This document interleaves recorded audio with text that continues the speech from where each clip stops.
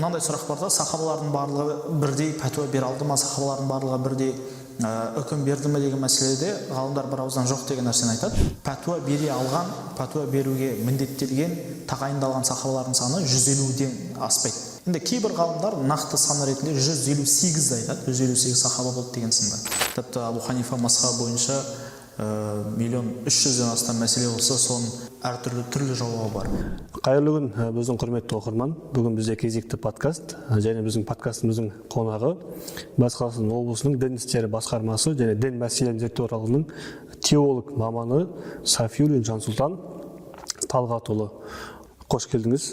Жалпы енді бүгін сіз жаңа теолог маман болғаннан кейін теріс деструктивті діни ағымдардың аумағында сөйлессек, жалпы енді теолог болғаннан кейін жерде біздің осы оқырмандарға теріс әртүрлі жаңа ағымдардан қалай тануға болады деген сияқты. Ең бірінші сізге сұрақ, шариғат үкімдерінің әр алуан болуының себебі неде? Жалпы менің білуімше, жалпы әртүрлі ағымдардың да шығу себебі осы. Ассалаумағалейкум. Біріншіден шақырғандарыңызға рахмет сұхбатқа. Сұраққа келер болсақ, жалпы шариғаттағы үкімдердің әр алуандығын білеміз, оны фих саласы зерттейді бұл нәрсені. Тіпті Абу Ханифа мазхабы бойынша 1.300.000-ден астам мәселе болса, соның тіпті 1.300.000 емес, 1.500.000-ге жоқ әртүрлі жауабы бар. Яғни бір мазхабтың өзінде де бірнеше көзқарас болуы заңдылық. Оның себебі неде дейтін сұрақ туындайтын болса, біріншіден сахабалардың дәуіріне, яғни ислам алғаш келген уақытта сахабалардың дәуіріне үңілетін болсақ, пайғамбарымыз алейхиссалату вассалам бар кезде сахабаларда фиқи мәселелерде алуандық деген нәрсе болған жоқ. Яғни олар белгілі бір мәселе туындаса, пайғамбарымызға барып тікелей сұрап, үкімін алып, әрмен қарай солынан практикаға негіздеп амал жасап жүре беретін. Бірақ кейіннен пайғамбарымыз саллаллаху алейхи ва саллям дүниеден өткеннен кейін сахабалар, яғни пайғамбар дүниеден өтуімен уахи тоқтады. Уахи тоқтауымен, яғни сахабалар тікелей пайғамбардан үкім сұрай алмай қалды. Демек, бұл жерде сахабалардың арасында кім білгір болатын болса, кім шариғатты терең түсінген, фихты терең меңгерген болатын болса, сол сөз сөйлей алатын, сол пәтуа бере алатын болды. Және де екінші бір мәселе ислам территориясының кеңеюі. Яғни пайғамбарымыз дүниеден өткеннен кейін Абу Бәкір, сахаба Абу Бәкір радиаллаху анху, ол кісі билік басына келеді, ислам үмметінің билік басына келеді, әрмен қарай ислам территориясы кеңейіп бастайды. Омар ибн Хаттабтың кезінде жауланған аймақтарға, яғни ислам территориясына енген жаңа аймақтарға әртүрлі сахабаларды жіберіп отырған. Және де сахабаларды сол жауланған аймақтарға жіберудегі саясат қасына бір білгір, білімді сахабаны жібереді. Яғни елді басқаратын адам, және де соған білім жағынан, шариғат жағынан көмектесетін сахабаны жібереді. Сол кезеңнен бастап, жалпы сол кезеңнен бастап фихтаға алуандық пайда болады. Яғни мысалы Абдулла ибн Мас'уд, Али ибн Абу Талиб сынды сахабалар Куфа жеріне барады, Мысыр жеріне басқа сахаба барады, Йемен жеріне Муаз ибн Жабал деген сынды сахабалар барады. Олар өз кезегінде белгілі бір мәселеде үкім берген кезде өздерінің білім деңгейлерінде жауап береді. Яғни сахабалар пайғамбардан саллаллаху алейхи ва саллям қалай жауап естіді, сол жауапты береді. Бәлки бір сахабаның берген жауабын екінші сахаба білмеуі мүмкін, және ол өз кезегінде өзінің білім деңгейінде, өзінің ижтихад деңгейінде жауап береді. Осылайша ең алғашқы банағы мазхабтардың структурасы осылай қалыптасты. Және де осылай шариғаттағы үкімдердің алуандылығы пайда болды. Және табиғиндардың заманына келетін болсақ, білеміз, табиғиндар бұлар сахабалардан тәлім алған адамдар. Яғни әр жердегі, яғни әр елді мекендегі табиғин сол елді мекенде өмір сүретін сахабадан тәлім алады. Және сол тәлімнің негізінде оның шариғи көзқарасы қалыптасады, діни танымы қалыптасады. Яғни оны әрмен қарай ол дамытады, өрбітеді. Осылайша мазхаб деген нәрсе пайда болды. Яғни Абу Ханифа мазхабы, Шафии, Малики, Хамбали мазхабы деген сынды. Енді осы банағы тарихи негізде тарихи кезеңдердің ауысуымен қарайтын болсақ, демек мазхаб деген ол табиғинның ойдан шығарған нәрсесі емес. Ол кезінде пайғамбарымыз саллаллаху алейхи ва саллям заманынан бастап сахабалардан өрбіп, әрмен қарай табиғиндердің дамытқан жолы, мектебі. Тек қана осы жердегі айырмашылық қай табиғин немесе қай ғалым, қай сахабаның үйреткен жолымен жүрді, солмен қарай мазхабтар қалыптасып бастады. Демек осыған байланысты шариғаттағы үкімдер арасында да айырмашылық, алуандылық деген нәрсе бар. Және бір екінші жағы бар, ижтихад мәселесі. Яғни ижтихад мәселесі дегеніміз белгілі бір ғалым Құран мен сүннеттен өзінің білім деңгейінде үкім шығаруы. Яғни бұл бағанағы бізде мужтахид мұтлақ деген түсінік бар, ұғым бар, абсолютті ижтихад иесі. Бұл бағанағыдай төрт мазхаб ғалымдары, сол төрт мазхаб ғалымдары өздерінің білім деңгейінде Құран мен сүннеттен үкім шығарып, сол Құран мен сүннеттен үкім алып жауап береді белгілі бір мәселеде. Және де олардың берген жауабы екінші бір мазхабта өзгеше болуы мүмкін, өйткені бағанағындай нәрсе ижтихад мәселесі. Ал енді ижтихадты біз қайдан аламыз? Бұл пайғамбарымыз саллаллаху алейхи вассалам хадисінде бар. Муаз ибн Жабалды Йеменге жіберген кезде, Йемен жеріне жіберген кезде, Муаз ибн Жабал сұрайды, белгілі бір мәселеде үкімді қалай шығарылу тәсілін сұрайды. Сол кезде пайғамбарымыз алейхиссалам бірінші Құраннан қарайсың, Құраннан таппасаң, сүннеттен қарайсың, сүннеттен таппасаң, бағанағыдай білгір сахабалардың сөзін және де одан кейінше деген кезде бағанағы оның ижтихадын айтады, ижтихад қылуын айтады. Осыған байланысты бізде шариғатта түрлі пікірлер, түрлі үкімдер бар. Түсінікті. Енді жалпы халық, жаңа енді айтып отырсыз, ол енді көбінесе кәдімгі діни білімнің айналасында жүргендерге түсінікті. Бірақ енді жалпы халық белгілі бір, мысалы үшін бір мәселеге қатысты 2-3 түрлі үкім болатын болса, соның қайсысы дұрысырақ екендігін қайдан біледі? Енді бұл мәселеде қайтадан тарихқа ораламыз. Бізде енді мынандай сұрақ бар да, сахабалардың барлығы бірдей пәтуа бере алды ма, сахабалардың барлығы бірдей үкім берді ме деген мәселеде ғалымдар бір ауыздан жоқ деген нәрсені айтады. Өйткені егер біз мына сахабаларға қатысты жазылған еңбектерге қарайтын болсақ, олардың өмір баяндарын жинақтаған еңбектер қарайтын болсақ, пәтуа бере алған, пәтуа беруге міндеттелген, тағайындалған сахабалардың саны 150-ден аспайды. Яғни 100 бен 150-дің арасында ғана. Енді кейбір ғалымдар нақты сан ретінде 158-ді айтады, 158 сахаба болды деген сынды. Яғни бұл өте аз сан, сахабалардың саны енді тіпті Ибн Хаджар ал-Асқаланидің кітабында сахабалардың өмір баянына қатысқан Әл-Исаба еңбегінде тек қана бір 14 мыңдай сахабаның өмір баянын келтіреді. Кейбір деректерде қоштасу қазылығында 80 мыңнан астам, кейбір 90 мыңнан астам сахаба болды деп айтады. Яғни осыншама сағынға пәтуа беретіндердің үлесін қарайтын болсақ, өте аз. Демек, сахабалардың барлығы бірдей білімді болған жоқ. Қарапайым деңгейдегі намазымен, құлшылығымен жүрген сахабалар болды. Олар белгілі бір мәселеде үкім шығара алмайды. Олар бағанағыдай мұқаллид деңгейінде болды.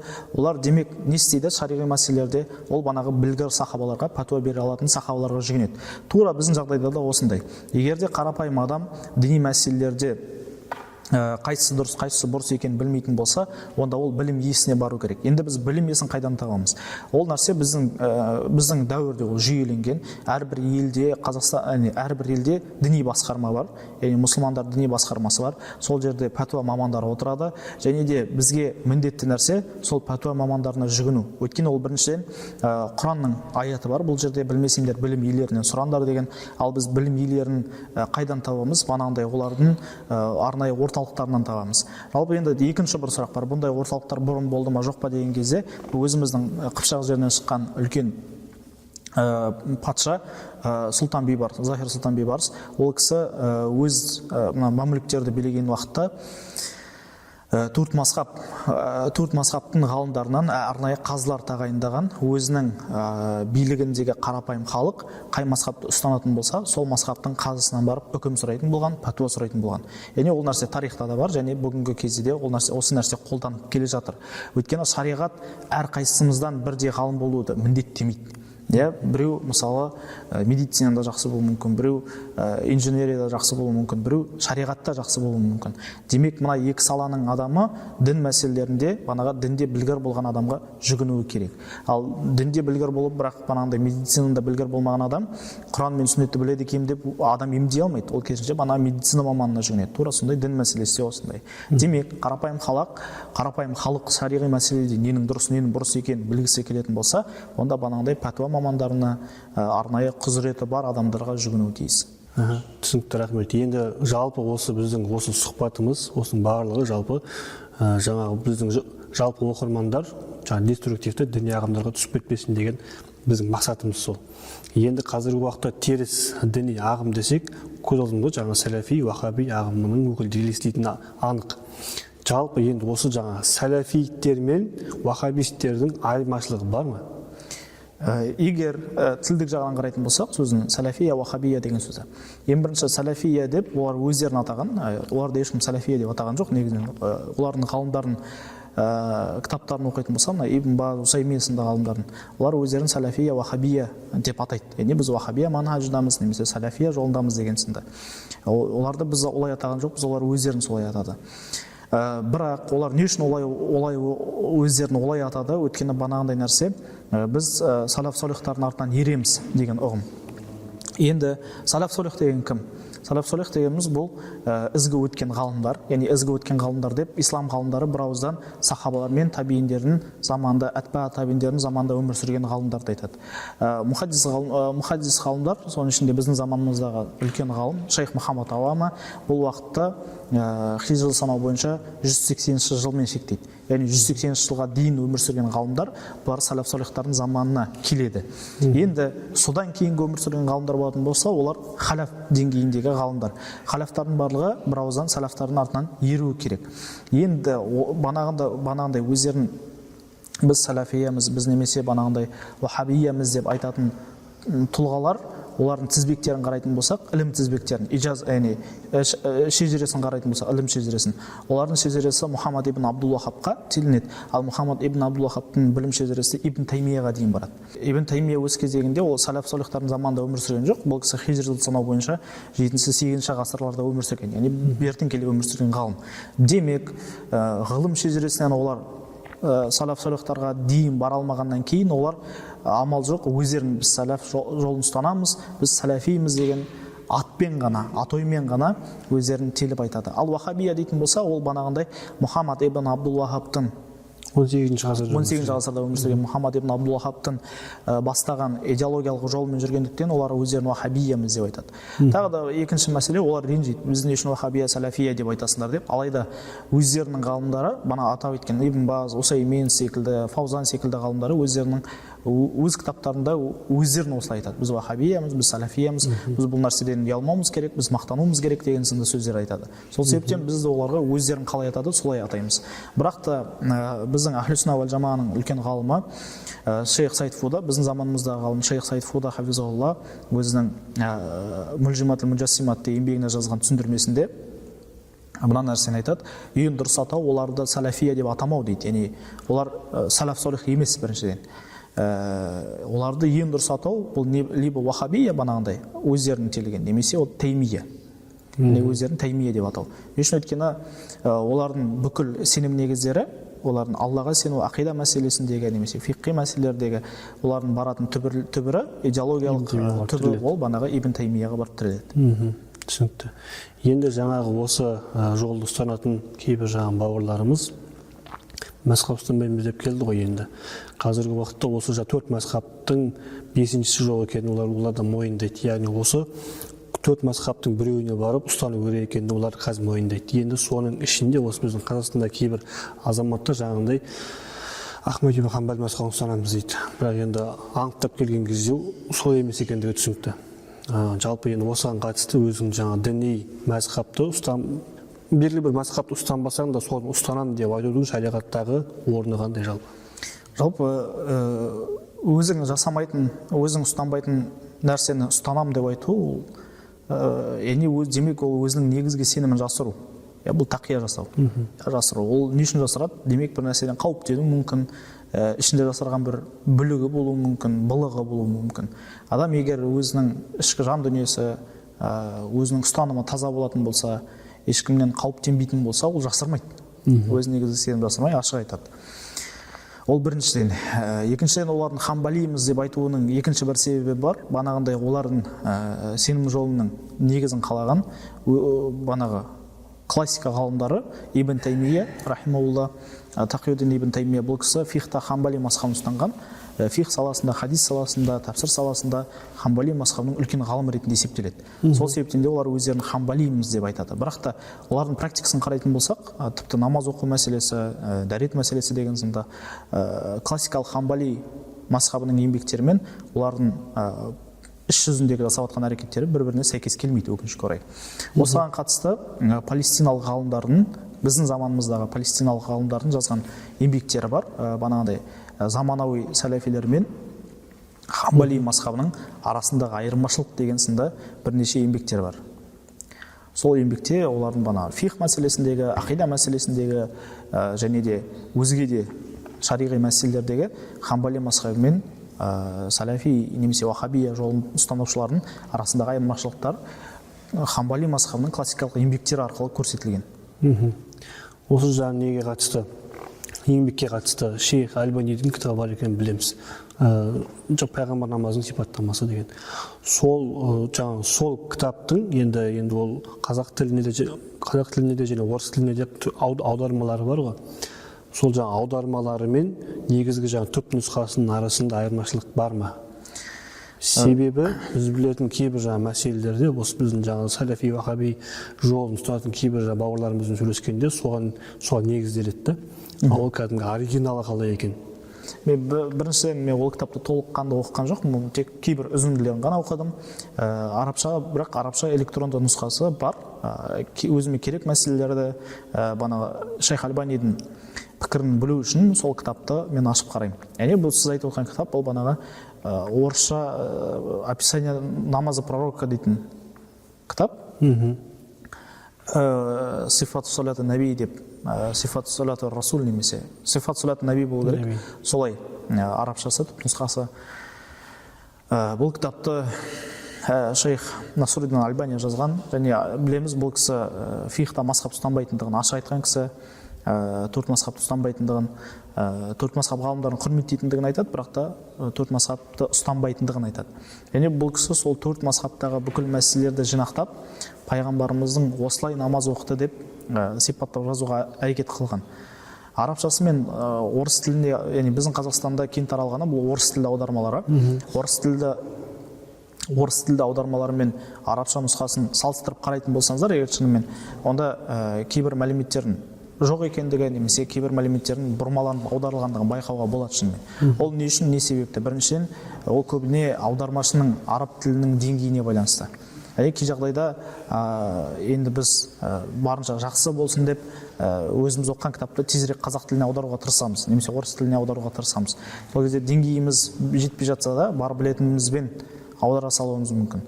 Сол себептен аударма кезінде қателік кетуі мүмкін. Немесе автордың көзқарасы аудармашының ұстанымына сәйкес келмеуі мүмкін. Сол себептен аудармашы автордың айтқан сөзін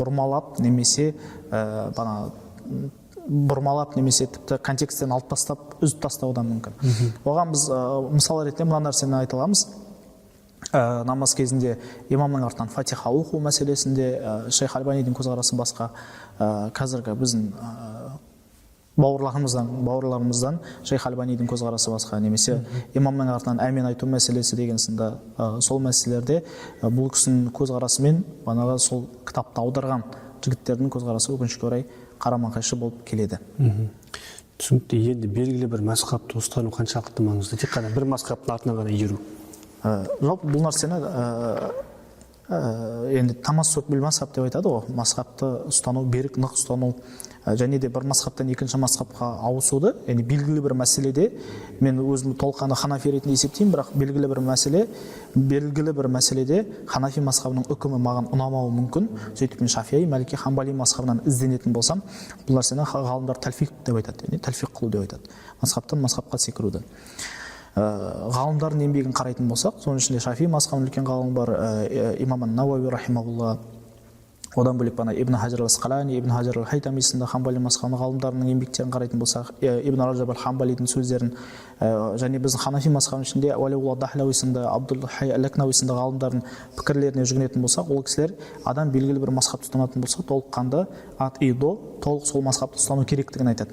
Тек қана зәрулі жағдайда ғана екінші бір мазхабтың көзқарасын алуға болатындығын айтады, бірақ та оның өзін муфти бекітетіндігін айтады. Яғни сізге келіп сіз муфтиге жолығасыз, пәтуа беретін ғалымға жолығасыз, ол ғалым ханафи мазхабындағы пікір сізге сәйкес келмейтін болса, сіздің жағдайыңызға, зәрулік мақсатта жағдайыңызға сәйкес келмейтін болса ғана екінші бір мазхабтан көзқарас бере алады. Бірақ та оны өзі тек қана индивидті түрде сізге ғана әсер етеді. Екінші бір адам бұл нәрсені ала алмайды. Ал енді бір мазхабты толыққанды ұстанудың маңыздылығына келетін болсақ, ғалымдардың барлығы бір ауыздан бұл діннің жүйелілігі үшін деп айтқан. бір ауыздан діннің жүйелілігі үшін және дінді ойыншыққа айналдырмас үшін бір адам толыққанды бір мазхабты ұстану керек деп түсіндірген. Және де екінші бір айта кететін жайт, мысалы Уалиулла Дахлауи сынды ғалымдар мына нәрсені айтады: егер де сіз тұрып жатқан аймақта ханафилер басым болатын болса және өзге мазхаб өкілдері болмаса, немесе өте аз болса және ғалымдардың басым бөлігі ханафи мазхабын ұстанатын болса, демек сізге сол ханафи мазхабын ұстану міндет екендігін айтады. Түсінікті, сізге рахмет. Жансұлтан Талғатұлы, үлкен рахмет. Осындай енді уақыт жоқ уақытта алтын уақытыңызды бөліп бізбен сұхбат беруге келіскеніңіз үшін. Құрметті оқырман, осымен біздің сұхбатымыз аяқталды. Келесі қандай тақырыпты қозғағанымызды қалайсыз? Пікірге жаза кетіңіз.